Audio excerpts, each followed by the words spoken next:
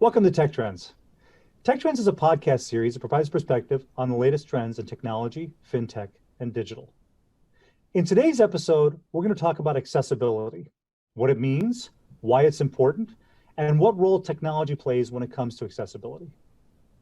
I'm Anish Bhimani, Chief Information Officer of Commercial Banking, and joining me today is Francine Jackson, Executive Director of Digital Technology here at JPMorgan Chase. Francine, welcome to Tech Trends. Hi, Anish. Thanks for having me. So, Francine, we're about to celebrate the 31st anniversary of the Americans with Disabilities Act. For people that aren't familiar with it, can you describe what the ADA is and why it's so important? Well, ADA really talks about Americans with Disability Act. And I think most people think of it in terms of physical spaces, but it also includes things like how we engage customers for our application and their access to them. Okay, can you talk about why the ADA was enacted and sort of what kind of things it does encompass? Well, it encompasses everything from how customers can use applications with assistive devices. It includes how customers can perceive information that we are presenting to them. It also includes how well they can interact with our applications. If you think about it, we have maybe 20% of the population that may have some accessibility needs. And to that end, we are empowering all of our customers and potential customers to be able to use our applications because we are designing things with their needs in mind. So your role in the digital organization is focused on ensuring that our digital platforms and products are accessible for all of our customers. Can you talk about a little bit more about what that means and why it's so important? So my role here really is I'm putting all of the pieces together. We have our governance teams, our subject matter experts that tell us all about what we have to do and how we have to do it. But my role really is to ensure that we are doing it, and we're doing it in a way that builds quality and accessibility into all of our applications. So that means that if we have designers that have questions about how we do things or what does it mean to be accessible and to incorporate accessible design into their designs and wireframes, my team works with them to make sure that they're understanding and putting all of those things together. If that means that we have content issues where that content needs to be, just so that it's more understandable and readable by screen readers and things like that, how do we make sure that those things get pulled together? It's part of how we do with our developers, whether they are web developers, our Android developers, or our mobile iOS developers. All of those things come into play. Do they understand what it means to have input hover overs, for example, like what happens when I move my mouse around the screen? Does it tell me what I'm supposed to do?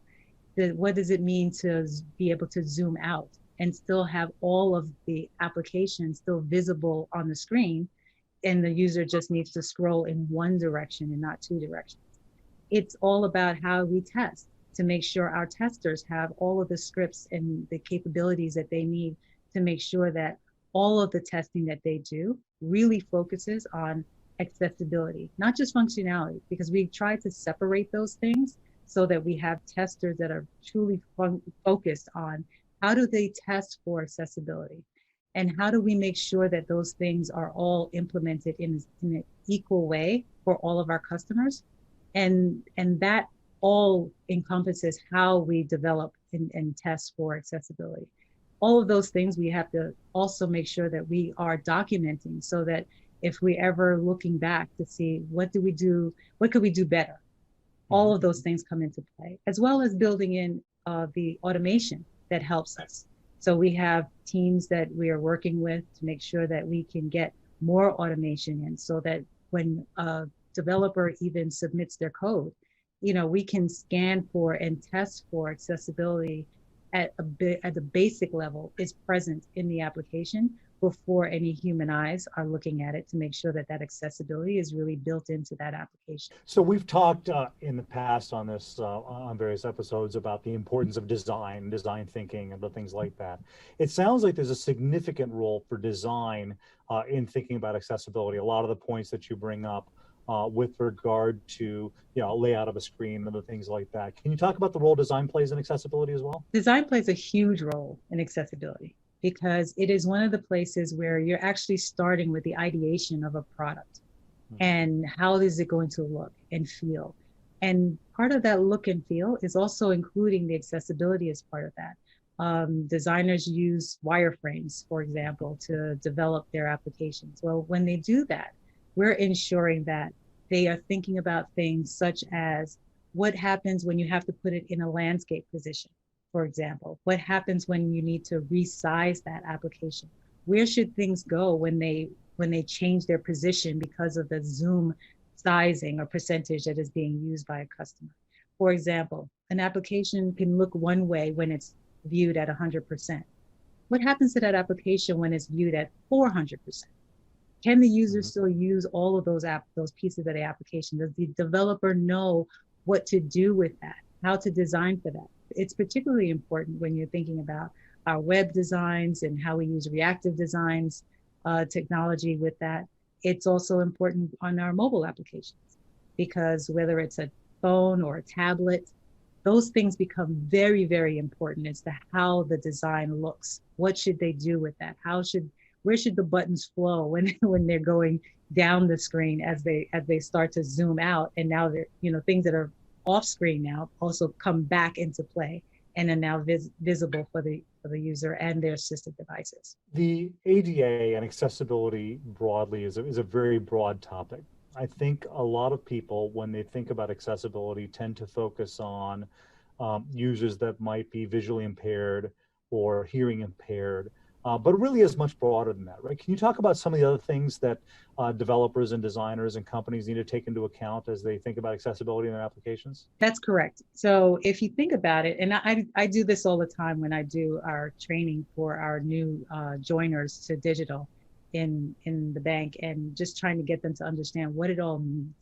Part of what we found is that with such a high percentage of the population needing some sort of accessibility, and when we look at accessibility, it's easy to think about it in terms of those who are visually impaired. However, that impairment includes everything from, I have a learning disorder, I have dyslexia, I have PTSD, I have arthritis, in my hand, or maybe I broke my wrist and I'm temporarily disabled.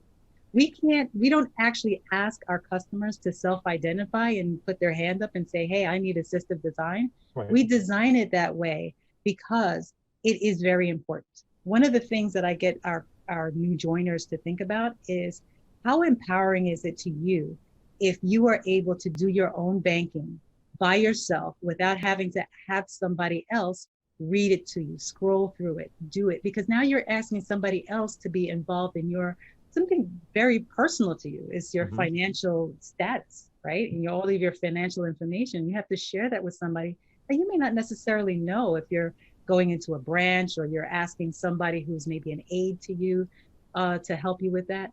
How empowering that is to do that independently. And that's the feedback that we get from a lot of our customers when we put out and do surveys about, how are we doing with that? I think that is very important when you come right down to it. So everyone plays a part in this, from the ideation, our product teams, our designers, our developers, our testers, all the way through. These things become very, very important to us and how we do that. So it's clear this work is really important, obviously, right? As you said, 20% of the population is impacted by this, right? By most estimates, right? Can you talk a little bit about how your group tests and validates that our technology is fully accessible for all customers and clients, and things that companies need to take into account as they build out an accessibility program if they don't already have one? Great. So one of the things that we do is that we have very specific test scripts that go through and look for things like focus order. They look for keyboard tracks.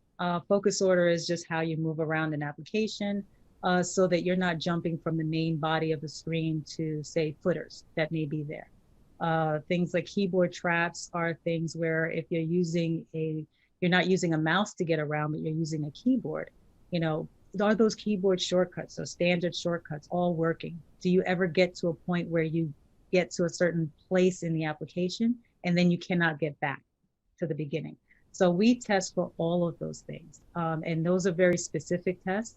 We also test for the understandability. So we have our testers that actually use assistive devices such as JAWS or NVDA or TalkBack and VoiceOver with their testing to make sure that those assistive tools do not get stuck anywhere.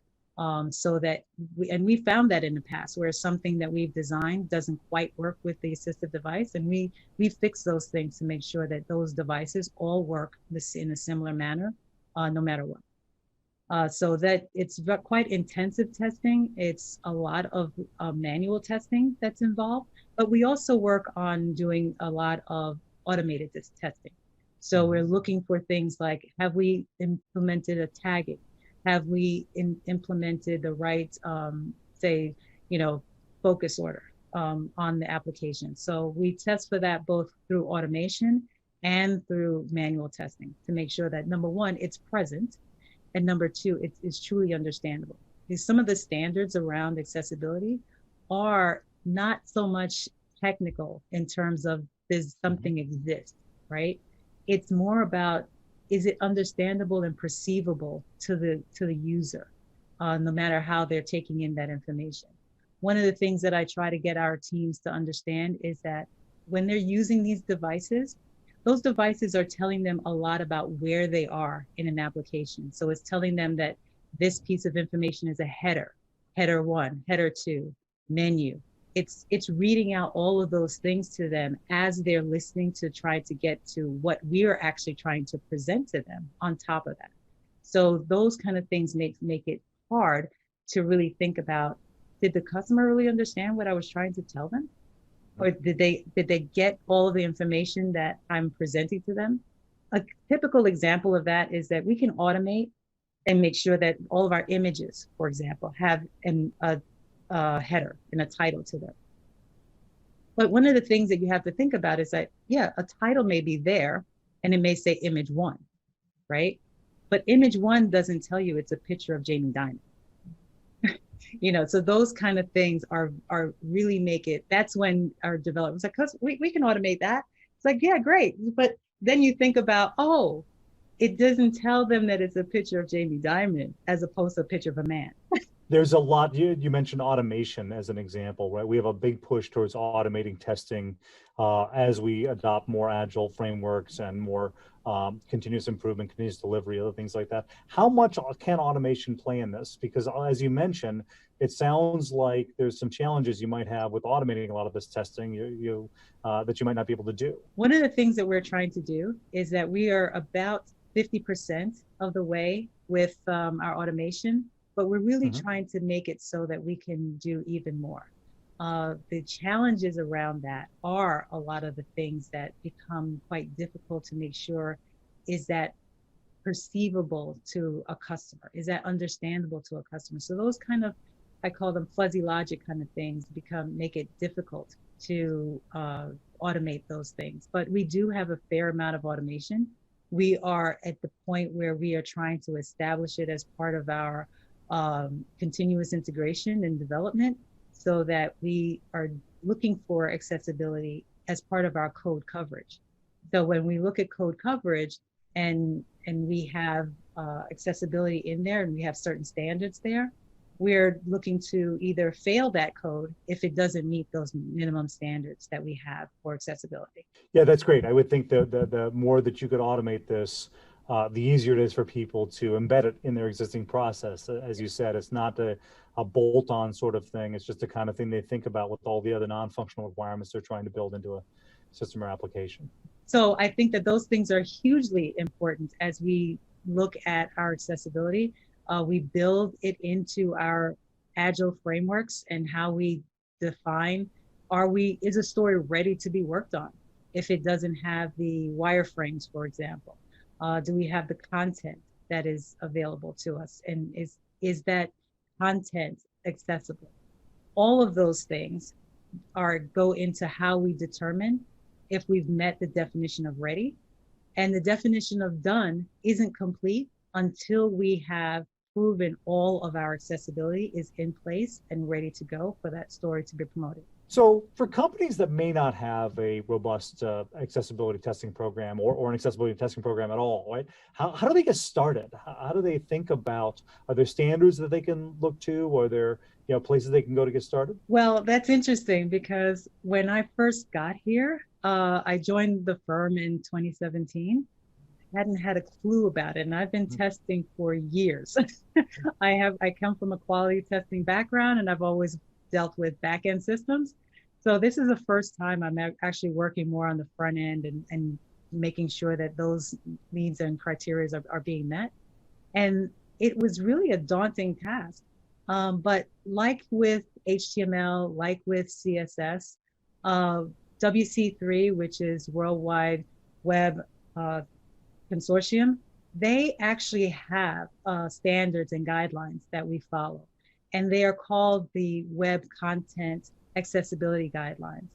Those guidelines actually talk about how to make sure something is accessible from, do you have the proper transcripts? Do you have the proper tagging? How do you manage reflow and things of that nature, and to make sure that all content is accessible? And those standards are what we work by. When I joined the firm, it was well underway in its process of adopting and getting to what we call WCAG, Web Content Accessibility Guidelines 2.0. So that's the version of the content guidelines that we were following. Now we're actually embarking upon moving towards their latest standards, which is 2.1. Those standards will add in even more accessibility so that we can make sure all of our customers are fully enabled to work with our products and can use it in a way that is better for them. So those standards will actually increase the effort that we have. And what we started with when I joined is understanding that this is not something that you add on after the fact. It is something that you build in from to a product when you start thinking about it from the ideation of it. So think about when you're doing this in terms of how to build in accessibility, is to start with, what do I need to do to make sure that I'm designing something that everyone can use? Because one of the things that we've seen is that whatever we do that's accessible for the community that needs those techniques, we found that it's actually working for and enjoyed by all customers, no matter what their level of accessibility.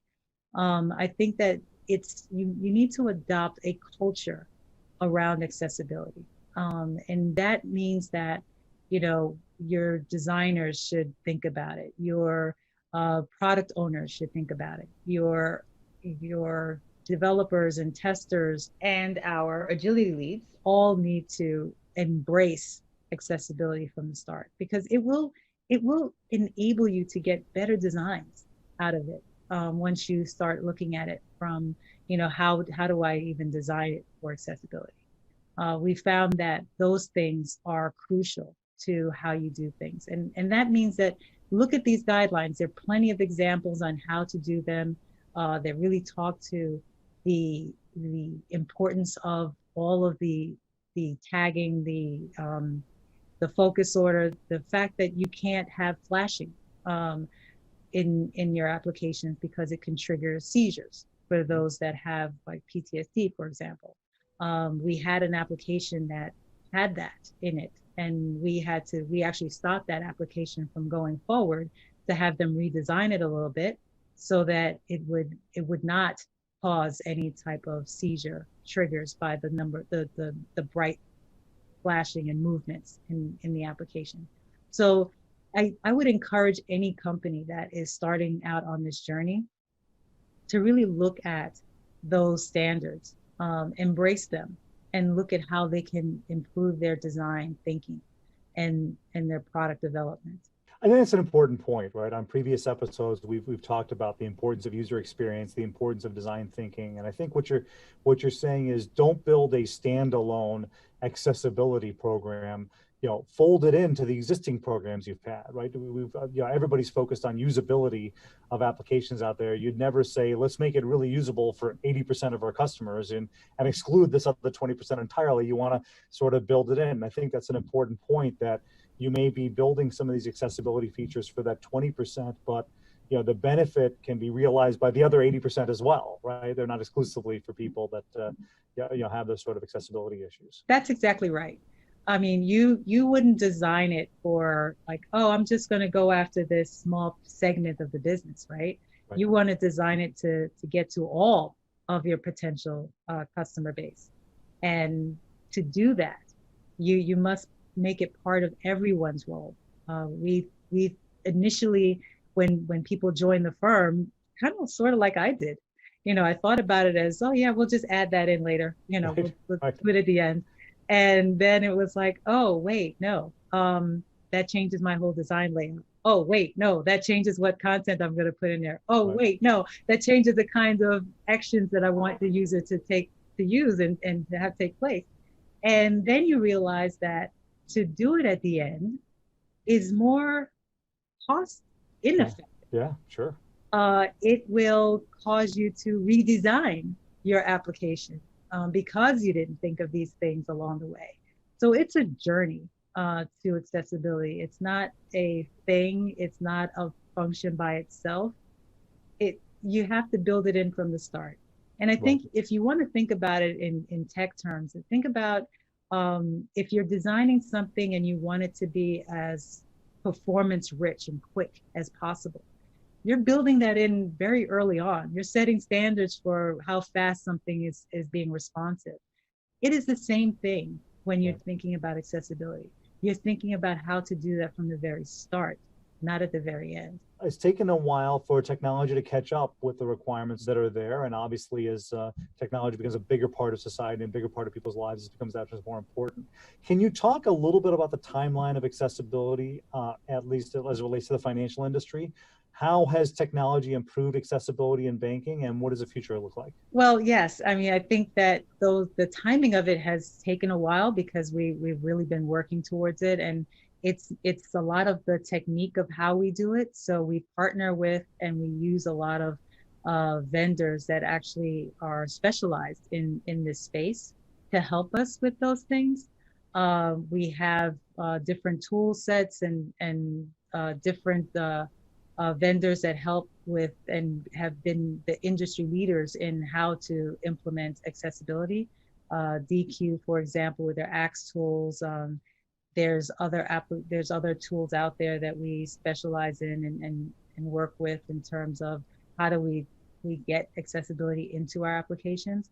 But it is something that is constantly evolving and constantly trying to improve itself, because testing for a lot of these accessibility aspects are very difficult and very laborious in terms of how you do that. And the ability to have tools that enable us and empower us to do this well and efficiently as possible does take a lot of work. We actually are partnering more with some firms to help us to deliver on that and get to an even higher standard around how we deliver on accessibility. We've been talking a lot about customer-facing applications, right? Online banking, other things like that. But something for our listeners to keep in mind is these requirements actually apply to all applications, whether they're used inside a firm or externally, right? Can you talk about how you think about applying these to internally used applications and not just customer-facing ones? Yes, absolutely. These standards are no different for whether they're facing our customers or whether they're facing our employees. Actually, the standards are the same, and we are working very hard to make sure that we are embracing a lot of those things. If you look at some of the training programs that we have for our employees, you'll see that a lot of the look and feel and design of those have also changed and evolved. We make sure that we are trying to give our customers the best experience, but we're also trying to get it for our employees as well. And that means that, we, for our internal tools and trainings and applications, whether we make those tools or we leverage a tool from a vendor, we're looking for those same standards to be adopted and to be present in their applications and their user interfaces that our employees must engage with. So we have an entire team that focuses on that, to make sure that they're focusing as well on those applications that we're getting from either internally or third party, that they satisfy and are up to the same level of standards that we are doing for our own customers. So those things are very much in play and part of how we do things, because we want to make sure that our customers are having the same experience as our employees are having the same experience as our customers. So finally, one of the things we always like to focus on is why these topics are important to our listeners. With specific respect to accessibility, how should companies think about, or technologists think about accessibility as they go about creating the products or businesses of the future? Why is this important to them? Well, this is important because it's not just the right thing to do, but it opens up your market to all customers. If you think about the fact that 20% of the population has accessibility needs, but more importantly, the other 80% are also finding benefits from that. So you're just widening your customer base by having these thoughts and doing these and implementing accessibility from the very start for your own products and services. So it is important and incumbent upon us as technologists to make sure that we focus on this. It's incumbent upon us as product owners and product designers to make sure that we consider accessibility from the very start. It is also a benefit to us in terms of understanding the analytics of our products, because with accessibility comes with a lot of SEO or search engine optimization that you can benefit from, because you're with all of the labeling and tagging and focus orders, you understand exactly where the customers are going in your app, what they're doing, how they're doing it, where do they stop, where do they start. You get a lot of insight into how customers or employees or any user is interacting with your application. So in summary, really number one, it does open you up to a much broader market. And like you said, you're not just doing it for the 20%, you're doing it for the other 80% as well who benefit from these sort of things. Number two, it gives you better analytics on your environment, and you get a better feel for how people are using your applications, which is all good. So a lot of great business benefit from doing this. And most importantly, as you said when you started, it's just the right thing to do, right? Absolutely. It is absolutely the right thing to do. I think that I was very impressed. I heard Jamie Dimon talk to one of our forums on accessibility, and he's really bought in, to this. This is a right thing to do. And when you think about the number of people, the amount of focus that you have on it, if you're trying to put dollars and cents to this, you're not going to see that just by looking at the straight accounting of it, because there's a lot of effort and focus on it. But the intangible benefits that you get from accessibility in terms of cleaner designs, more customers coming to you, the ability for folks to use your applications, the analytics that you get from it, all of these things enable you to get to a product that is so much more beneficial to everyone than you can actually put dollars and cents to. Great. Well, Francine, thanks very much for your insights and thanks for joining us today. Thank you for having me. And to our listeners, remember, if you like this episode, you can subscribe and rate us on Spotify, Apple Podcasts, or wherever you listen. Hope you enjoyed the episode. Tune in next time.